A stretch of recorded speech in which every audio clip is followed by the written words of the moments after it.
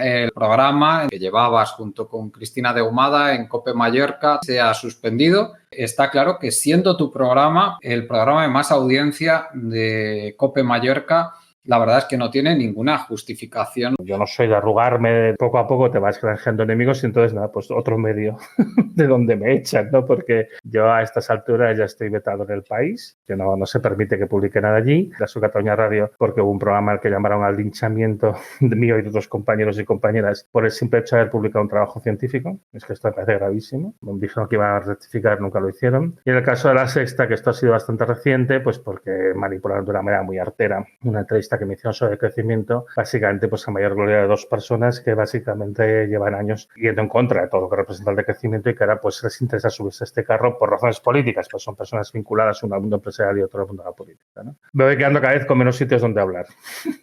Bueno, sitios donde hablar tienes muchísimos. Sí. En grandes medios es el problema. Eso es. Sí. Sí.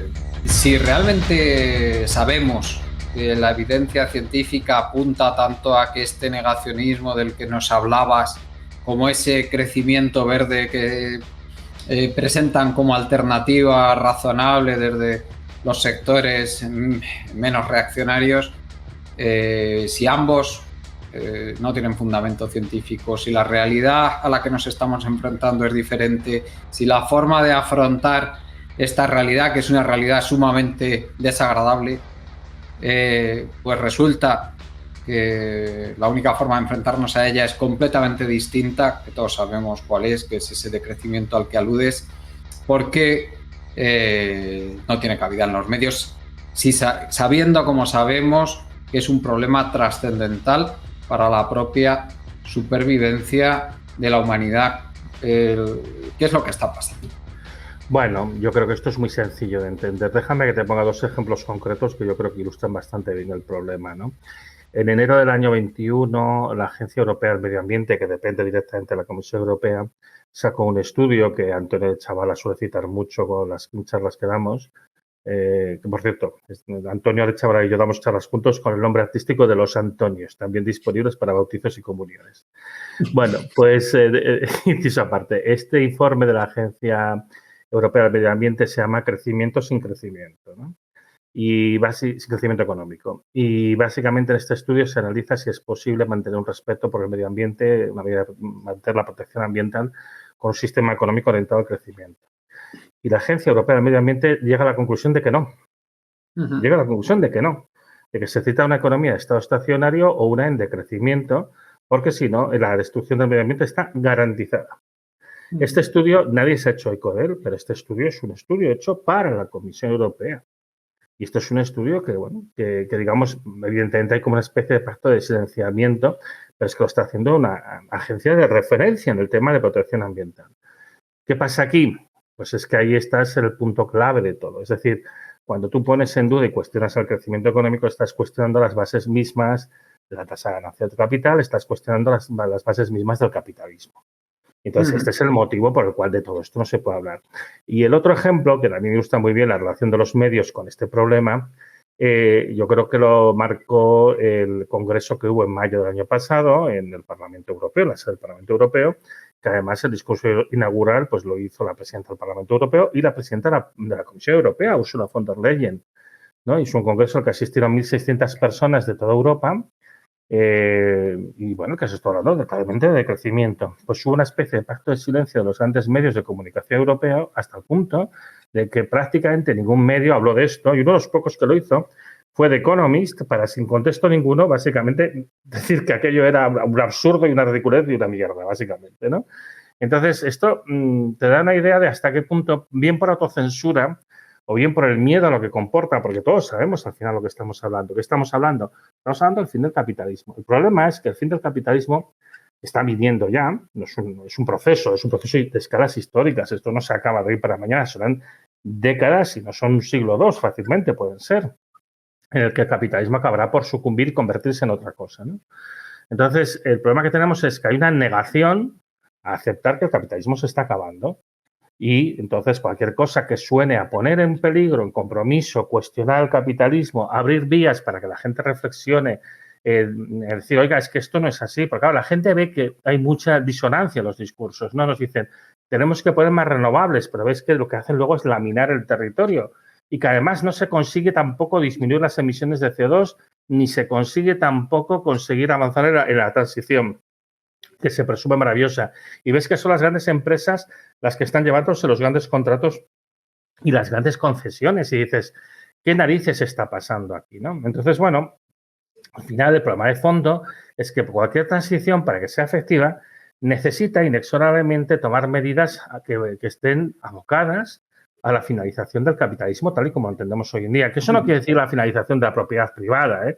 Quiere decir el final del capitalismo. El capitalismo fundamentalmente lo que necesita son las tasas de ganancia del capital. Bueno, esto yo sé que tú lo sabes de sobra, pero quiere decir que en el fondo necesitamos un sistema económico que sea compatible con los límites que impone el planeta. Y esto es un tabú. Entonces, aunque tenemos una situación alarmante, porque es una situación realmente ahora extremadamente preocupante y particularmente ahora lo que ha pegado un acelerón que nos ha dejado a todos muy asustados es la situación climática, porque está en un proceso de fortísima y rápida desestabilización. Pero claro, es que va con todo lo demás, es decir, con el resto de crisis ambientales, con la crisis de recursos, etcétera, etcétera. Bueno, pues justo en el momento en el que más necesitamos tener alternativas, es el momento en el que el negacionismo, digamos, de la realidad, porque no es el negacionismo climático, es el negacionismo de la realidad, de la cruda realidad, es más intenso y más fuerte que nunca, ¿no? Hace poco Jason Hickel mostraba un estudio en el cual hacía un análisis del tratamiento que hacen los medios de la crisis climática y se observa que en el año 23, creo que utilizaba grandes medios generalistas de habla anglosajona, pues se observaba que había habido una disminución, creo recordar, de un 23% el año pasado, de la cobertura por los medios de las noticias relacionadas con el cambio climático y en general la crisis, ¿no? Pero es que es como con esto, como con todo. O sea, hay una reacción virulenta en contra por razones puramente ideológicas, ¿no? Porque aquí esto no hay ninguna razón lógica, es una razón puramente ideológica, en una mala entendida visión de que si de esto no se habla, vamos a proteger el capitalismo cuando el capitalismo está condenado. Es decir, es que esto no es culpa mía, ni siquiera es culpa de nadie, ni de Antonio de Chavala, ni tuya. Es decir, esto es así. La culpa son de las leyes de la física, de la geología, de la química, es decir, las leyes de la naturaleza que te dicen, oiga, es que usted no puede crecer indefinidamente en un planeta finito. Yo diría que son las leyes del sentido común. Y por eso esta virulencia, porque además, aparte de todo, lo que hay es mucha mala leche. Es decir, tú explicas estas cosas y las reacciones suelen ser viscerales, agresivas, evidentemente irracionales. Yo todo el odio que recibo es increíble. O sea, a mí me han llegado a decir cuando conté en TV3 el problema que tiene Gamesa de que se le rompen los aerogeneradores, que se le rompen, ¿vale? Es que esto es mentira, no sé qué, cuando están los propios informes de la empresa. Es que te niegan ya cosas que dices, pero es que yo estoy a negar la evidencia más absoluta. Es como si estuviera lloviendo y me dices que no llueve. O sea, pues, hijo mío, yo ya no sabes qué hacer, ¿no? Y es por esta imposibilidad de aceptación de que lo que está pasando es que el capitalismo se acaba y que la única salida de este embrollo es comenzar a aceptar que necesitamos un sistema económico que no requiera el crecimiento en un planeta finito. Es que no creo que sea tan difícil de entender. Sí, pero recordemos que todo esto va de tocar muchísimos privilegios de gente que está recibiendo una parte desproporcionada de la tarta de la riqueza, de la tarta del poder, y va de eso. También recordemos que el capitalismo surge simultáneamente con el empleo, en realidad lo podríamos llamar capitalismo fosilista, porque surge con el inicio del empleo de los combustibles fósiles en el Reino Unido, del carbón, y luego pues siguió con el carbón en otras zonas del mundo, siguió con el petróleo, con el gas natural, energía nuclear, etcétera, etcétera, y ahora con las mal llamadas renovables. Y lo que sí habría que decir también que es que el capitalismo va también unido a la democracia liberal en la mayoría de los casos. O sea, que es que este sistema que realmente la justificación de su existencia es que como la tarta de la riqueza va aumentando, finalmente las personas más valiosas, con más mérito, pues podrán acceder a esa parte creciente de la tarta, que ya sabemos que todo esto es la teoría, que luego en la práctica no es para nada así. Pero bueno, digamos que es el relato que tiene nuestro sistema. Si ese relato se rompe porque finalmente no solo no crecemos, sino que hay que decrecer, pues lógicamente la población va a dejar de aceptar este sistema tal y como existe y todos esos privilegios van a terminar. O sea, la gente que está arriba lo sabe, no es tonta. Bueno, Antonio Arechavala, qué mala noticia, ¿verdad? ¿Y qué piensas? ¿Qué nos puedes decir de esto? Me gustaría retomar algunas de las cosas que habéis dicho, que son muchísimas, respecto de estos últimos coletazos, si queréis, de lo que llamáis capitalismo fosilista, que no es el final del capitalismo. Es una parte, digamos, el capitalismo es una parte. Es curioso cómo nos hemos involucrado prácticamente Europa como bandera internacional de lo que es la transición verde o transición ecológica, pero estamos presenciando cómo muchos sectores están haciendo esa transición justo con una paradoja tremenda. Por ejemplo, en el sector de la minería se han rebajado bastante las exigencias medioambientales para, tratar de acaparar aquellos materiales geológicos, especialmente ciertos minerales, para hacer la transición energética. Por otro lado, vemos que por ejemplo, los estándares urbanísticos o incluso en zonas rurales también se están rebajando para permitir la expansión de un modelo que se dice que es único, pero que realmente es una burbuja, ¿no? Que es el de lo que Antonio Tirolari ha denominado la renovable eléctrica industrial.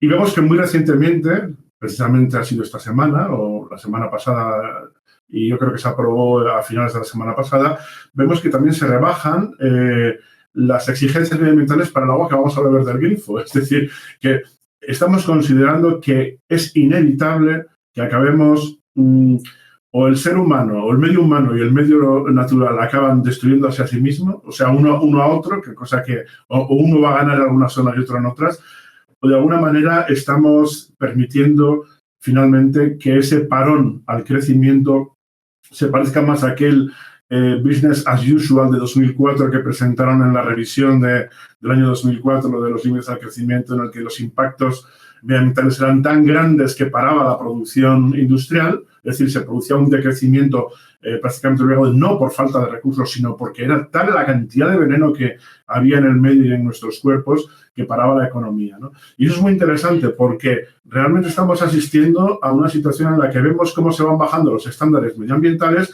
en una cosa que se llama transición verde. Es decir, que si la transición verde consiste en ir bajando en todos los sectores, minero, de urbanístico, de instalación de tecnologías de captación de energía renovable o incluso de las medidas que se permiten para el agua que bebemos, estamos viendo que al final no estamos haciendo una transición verde o que es solamente un nombre que se le ha puesto a una transición marrón. Pero vamos, que realmente estamos haciendo todo lo contrario.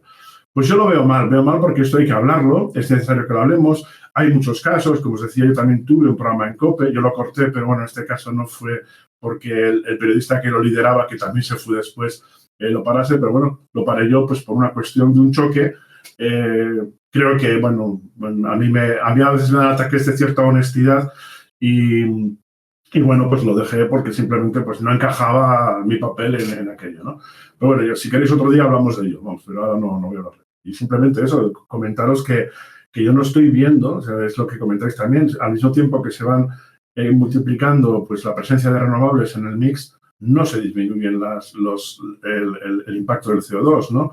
Al mismo tiempo que vemos que hoy estamos viviendo prácticamente las emisiones de hace 20 años, ¿qué pasará dentro de 20 años con todo lo que sucedió desde el año 2004 a 2024? Que es una barbaridad lo que se ha hecho ahí. Total, para tampoco tener un crecimiento muy importante, porque en 2008 ya supuso, en cierto modo, el primer colapso, si queréis, o la primera parte del desmoronamiento, ¿no? de todo el sistema. Pero bueno, seguimos hablando en otro momento, si queréis, de